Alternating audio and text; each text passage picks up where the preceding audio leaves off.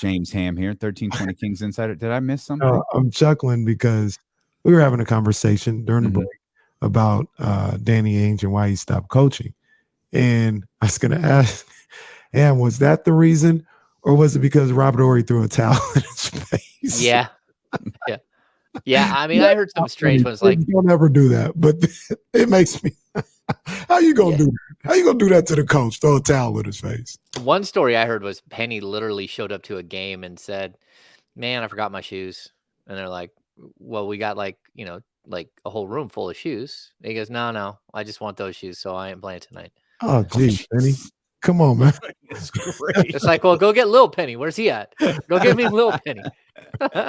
Well, it is maybe Lil Penny can suit up tonight because can he play point guard? Because it's an interesting situation here for the Kings. Now, we had just started this discussion, and you're a full-on radio man. You said, wait, let's wait till the show starts instead of just start having this conversation on the stream. I didn't think when you and I were talking earlier that the game was going to be played today. I have kind of turned on that a little bit. You have not. If you guys are old Saturday Night Live fans, this is like Toonces to Driving Cat. Like we're just heading towards a cliff and the cat's just going to drive us right off the cliff. If I'm the Memphis Grizzlies, I just tweeted this out. If I'm the Memphis Grizzlies, I'm calling the NBA and saying, the hell we're playing this game. Like, that's not going to happen. Why would you risk exposing an entire franchise, all of their people, not just their players? The Sacramento Kings are having a massive outbreak. It's not just the 6 players that are not going to play tonight. It's staff members everywhere. This is an outbreak. I mean, in all honesty, I'm concerned. Like, we were exposed on Wednesday night. So at this point, you've got to take a step back and say, what's best, not just for the Sacramento Kings, who are going to limp into this game with no one. It's going to be difficult to field a team. Nemias Keita should play, which my friends in Portugal should be really excited about that. By the way, this is Portugal's television star, James Ham, here on the show. Yeah, I'm Portugal's own. I like to be called Portugal's own. Yeah. Sean Cunningham calls me Portugal the man. That's so. Nemi Keita, Tisha Penichero, James Ham. That's right. Yeah, for a while I was like Utah's own James Ham when Jimmer Fredette was here. I mean, some players have like this group of fans that follow them that just make it crazy. And, I think the biggest thing for the people in Portugal, I went on and we're trying to educate them in like the NBA process because this is their first time. He's the first player ever to make it to this stage from Portugal ever. So they don't know what this means. And it's 8 hours ahead. It's a game that they don't play all that much. They're really focused on soccer in Portugal.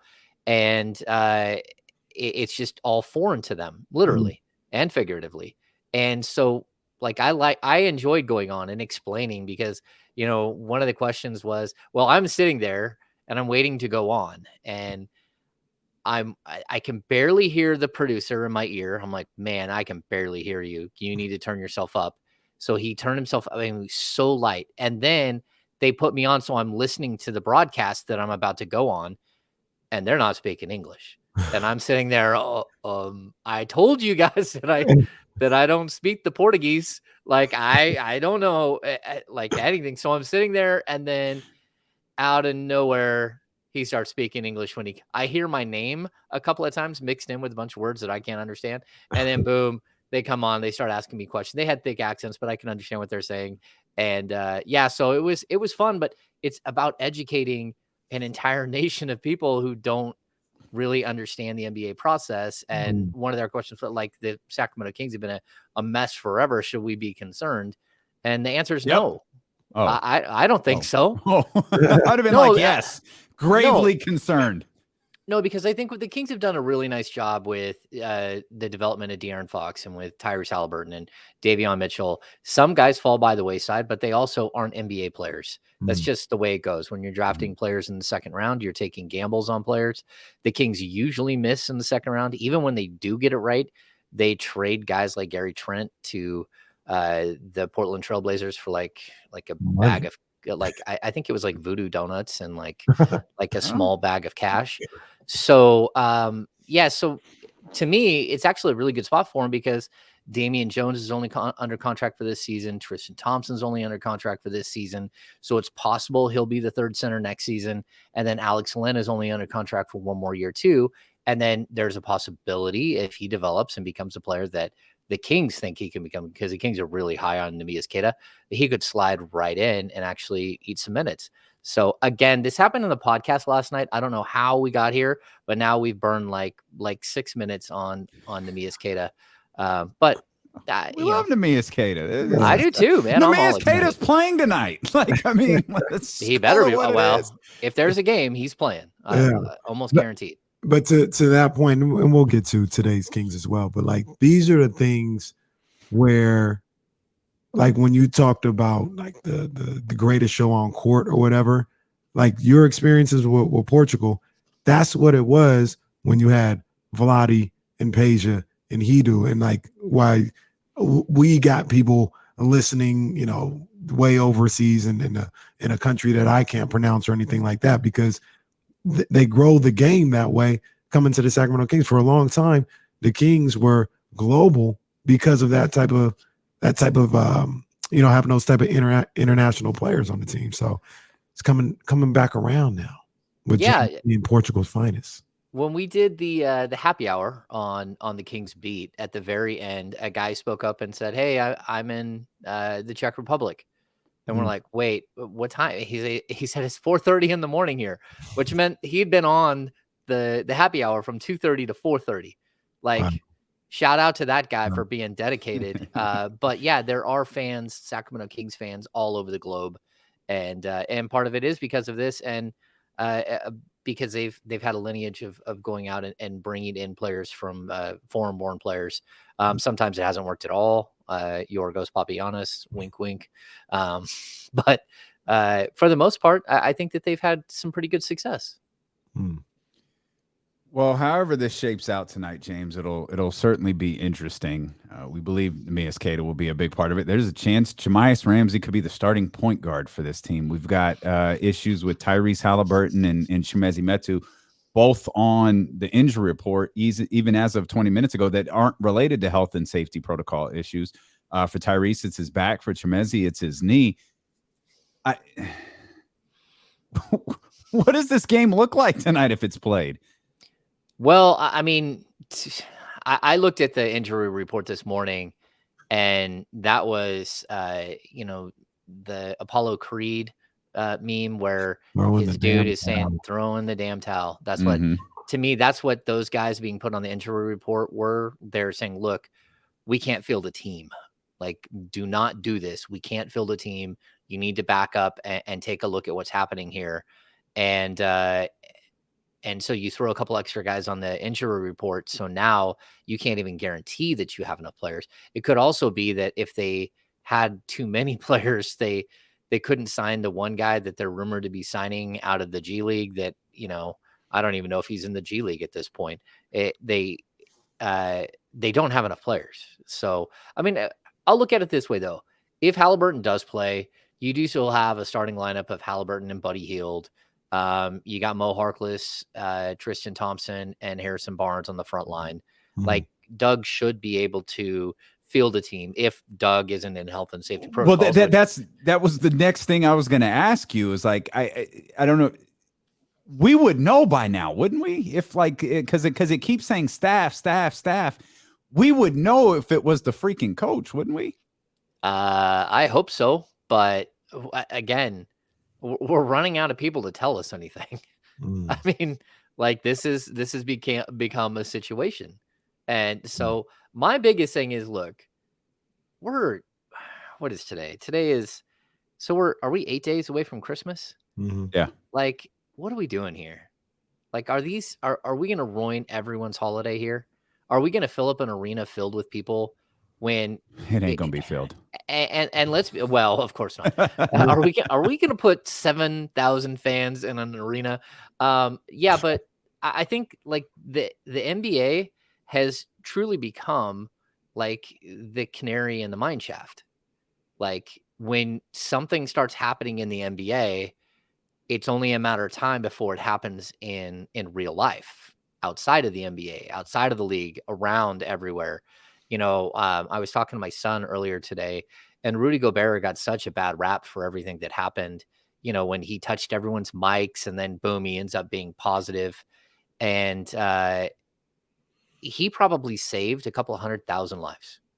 And I know that that's a weird way to think of things, but if he didn't have that situation happen, if he didn't test positive when the Oklahoma City Thunder were hosting the Utah Jazz, and it puts the entire world on hold, the NCAA doesn't shut down. Mm-hmm. How many fans go to that tournament? How many fans in the coming days go to games around the country? The NHL, Major League Baseball, everything shuts down. Professional sports shuts down. And it gave you this eerie vibe of silence. When you walk into a room and you don't hear the low hum of a TV when you're a kid, you're like, hey, the TV's not on. Like that's what we got to. And it was because of a mistake by Rudy Gobert. But if that mistake doesn't happen, how many people get exposed before we had enough ventilators, before we had the staffing, before we had enough PPE or whatever it is, all of these things. So at this point, like, again, the NBA, they're the canary. The canary just fell off its little swing and it's dead on the ground. This is coming. It's coming to everyone right now. What are we doing? And, how many people are going to walk down an aisle tonight and put their hand on a handrail? Yeah. I mean, you're going to sit next to people you don't know, people in front of you, people behind you. No one is mask mandating at the arena at all. Shout out to the Sacramento Kings. Have your people do their job, because they are not doing their job. It is alarming. And so how many people are going to get sick because they're going to go to a game tonight? And we're not even talking about the Memphis Grizzlies. I'm talking about real people in the stands that are about to have Christmas in 8 days, may not show a sign until the day after Christmas, and then have all these people over at their house. Like, that's what we're talking about here. Like, this is a real conversation about real life. And so that's my concern. Am I going to go to the game? Yeah, I'm going to mask up. I'm going to hand sanitize all over the place. I'm going to avoid people. I'm going to stay away from everybody. But, it might not be enough, and I'm triple vaxxed. Oh. And so, still thinking about that poor dead canary. James just painted a hell of a picture. The canary just falling off the swing and being dead. Like, oh, that was tough to visualize. Damn, that was tough. Yeah, R.I.P. Yeah. It's real talk. But so look, everything that you said, James, is 100% right. I agree. But NBA is that canary for everything, and we've said a number of times, everything ain't going back to March 2020. Like, we ain't shutting down. So no, I know. The NBA not shutting down either. And like, it's almost one of those things where like they're gonna push through. I think we saw something earlier where they allowed the Magic to sign 4 hardship contracts or whatever. We joke about it all the time, but us 3 may be signed to a hardship contract just to make sure they can play these games and get these games in. And I think that's where it's going. And I know this is, peanuts when it comes to it, but I was trying to look at the schedule, and I think Memphis they don't go past Texas for the rest of the season. So like, if they canceled it, when would you even make the game up? They would find a way, I guess. But I think those things go into consideration when they talk about canceling this game or something like that, or other games around the league. Yeah, but the Kings they're on the first night of 3 games in 4 nights. Yeah. Like, this isn't it's not just today. You need to cancel a couple of games. You need to make sure that whatever's happened here in Sacramento is contained, because that's what they're saying from inside. Like, we don't know what to do. It's spreading like wildfire, and we got the cheese touch. Like, we don't know what to do. Like, why are we doing this? Yeah. They're not asking for this game to be played. Not that I can tell. And it's not about, I mean, look, this could cost Memphis. It could cost them 5, 6, 7 games, because they could come out of this and boom, they're down. I mean, it's not just that the Kings probably are going to lose 3 games in a row here because they don't have a squad. It's that what else is going to happen? What's going to be the ripple effect? And again, I hope it all works out in the end, but you got to be responsible. I mean, to me, that's what it is. Like, be responsible. And, the Kings are, team woke. I get it. Well, this is part of it. Like, be responsible. Like, no one in that arena should not have a mask on the entire time. That's where we are. And I agree that we're not going back. We're not going to shut down, and that people don't want to hear about all this. But again, like, is it just me, or are we seeing a massive outbreak 2 weeks after Thanksgiving? I mean, it's Lakers science. legend Austin Reeves is now in health and safety protocol. Oh my goodness. Yeah. But all kidding, that puts the Lakers at 6 with Russell Westbrook coming off. That puts the Lakers at 6. Protocol? So now, IT. And now we've got more, teams now are starting to accumulate more and more guys in health and safety protocols. Yeah, it's stunning. Like, and it's crazy. It's like free agency, watching Woj and Shams tweet out like every 2 seconds. And the injury report, it used to come out just 3 times a day. It came out at like 10:30, 1:30, and 5:30, or 2:30 and 5:30, something like that. Now it's every hour on the half hour. And so we're literally sitting there like refresh, trying to figure out, because again, teams can't divulge anything other than health and safety. They can't say whether a player is positive or not. So that brings up another question. You're listening to D'Lo and KC along with James Ham here on ESPN 1320 KIFM West Sacramento and Odyssey Station, and driven by Lashers, Elk Grove Dodge. 2 things. One, you have dropped some interesting references today. I had to look up the cheese touch. Oh yeah, Diary of a Wimpy Kid. I'm learning this. This has to do with the piece of cheese that fell onto the blacktop. It was a piece of Swiss cheese, and it became the central focus of everything that was going on there. So this is the cheese touch. I'm learning this. The cheese touch, yeah. 2, questionable, doubtful, and out. As it pertains to health and safety protocols, is there a process there that because De'Aaron was originally listed as doubtful, I think Davion is actually still listed as questionable, despite the fact that Adrian Wojnarowski said he's out. Like, is there a barometer there? Yeah. Okay. So basically here, there's actually a weird little chart. So probable is a 75% likelihood of playing. Questionable is a 50% likelihood of playing. Doubtful is a 25% likelihood of playing, and out is out. And if you're not on the list, you're in, right? So when it comes to the actual protocols, what we're kind of learning now is that doubtful means that chances are you have tested positive, but they're waiting for a better test, a different test that is more accurate to come back and tell us whether or not you're going to play or not. And there's also the possibility that a player could test positive, but they're fully vaccinated and they've already had, or, they're just coming back from COVID. And then if there's false positives. So you could have someone get a false positive and then test negative twice. You could also have somebody burn through it. So like here's the sneaky thing, guys. Up until now, the NBA has not been doing daily testing. So when someone tests positive, we don't know that they're positive today, and today's, ground zero.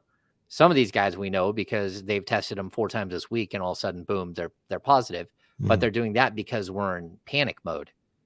But that doesn't mean that the first case, whoever it was, Alvin Gentry or Marvin Bagley, when they tested on Wednesday, that they didn't have it for 6 days already, or 8 days, or 3 days. We don't know because the NBA had stopped their daily testing, except for players who are unvaccinated. Those guys are testing every day. So again, they're almost like the canary in the mine shaft in this scenario, because they're basically waiting to see if like one of those guys gets it.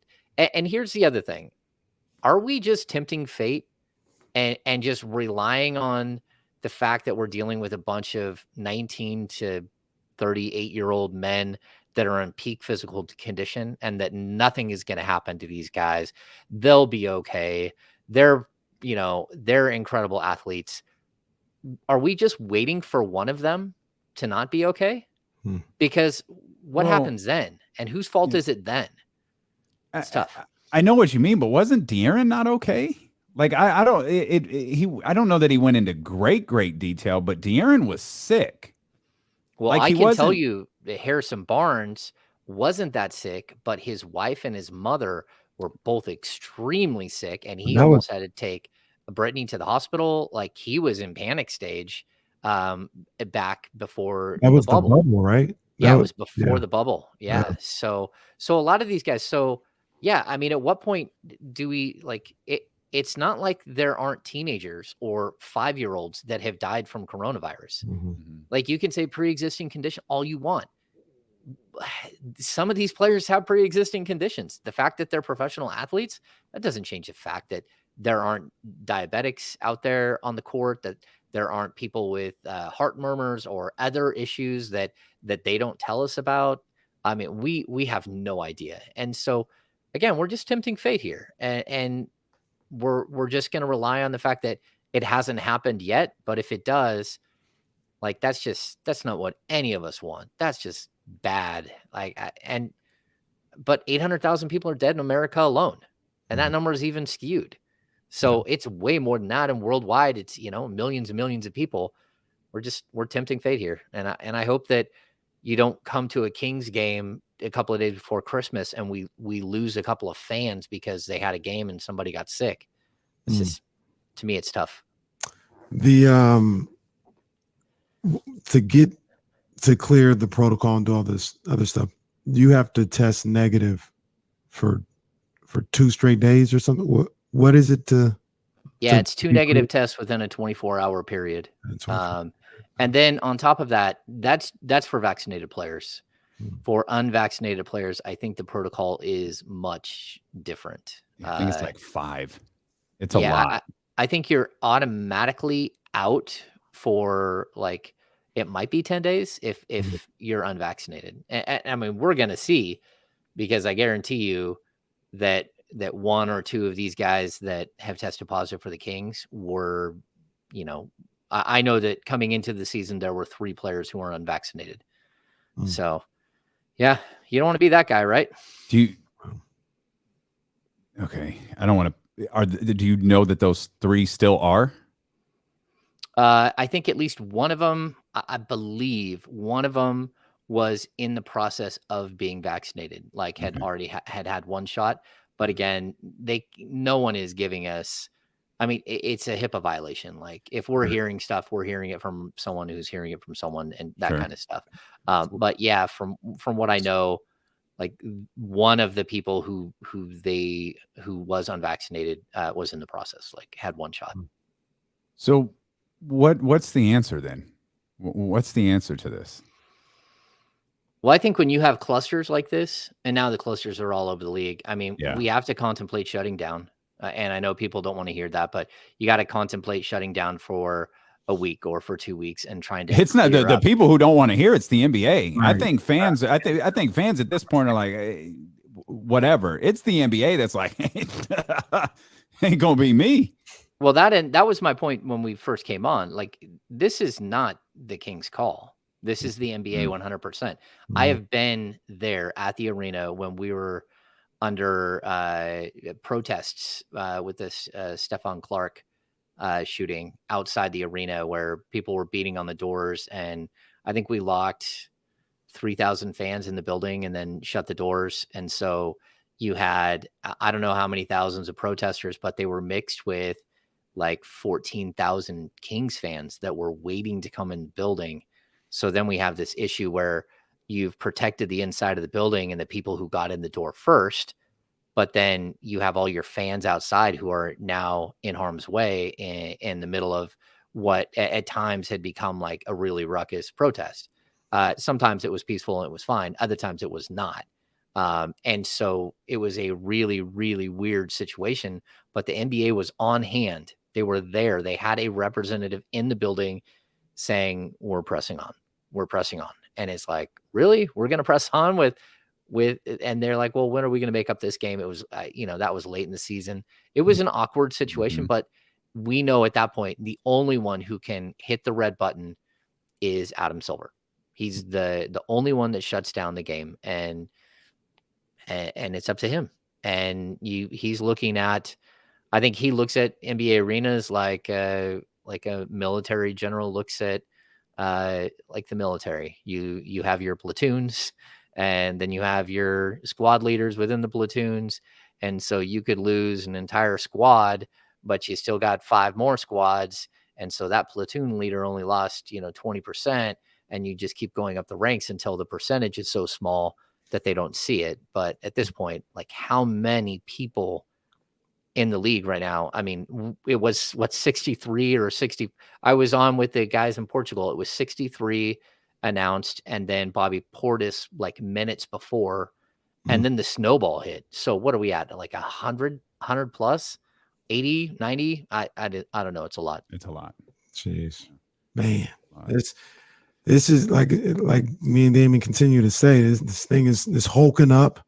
It's getting back into it, man. And I'm really interested because I keep saying they're not going to do anything before Christmas, but I think after Christmas they got to really consider. And I don't think they want. I know they don't want to, but you got to consider it. Let's get through our money making time, guys. That's the move. That's what they're gonna do.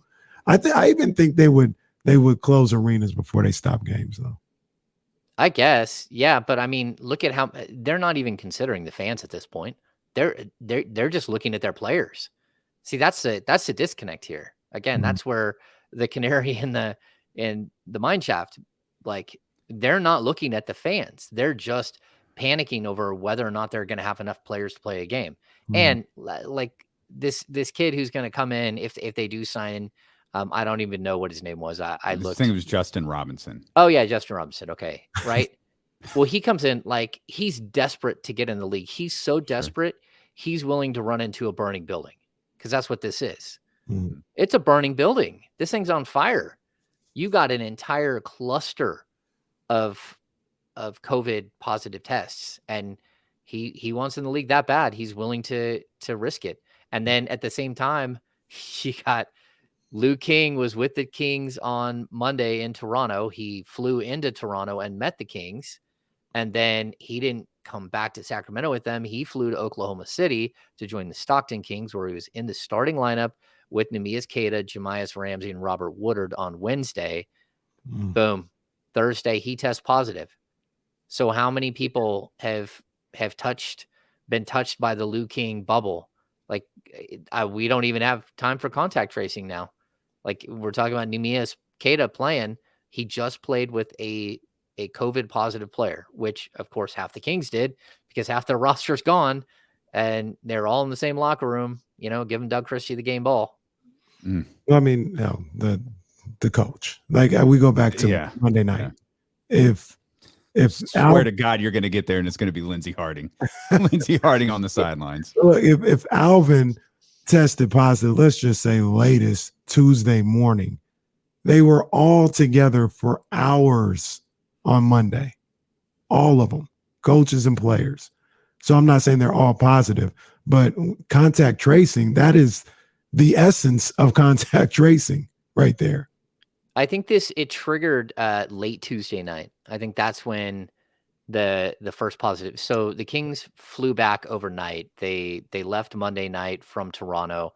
They got back in the middle of the night. So Tuesday morning, they all went home.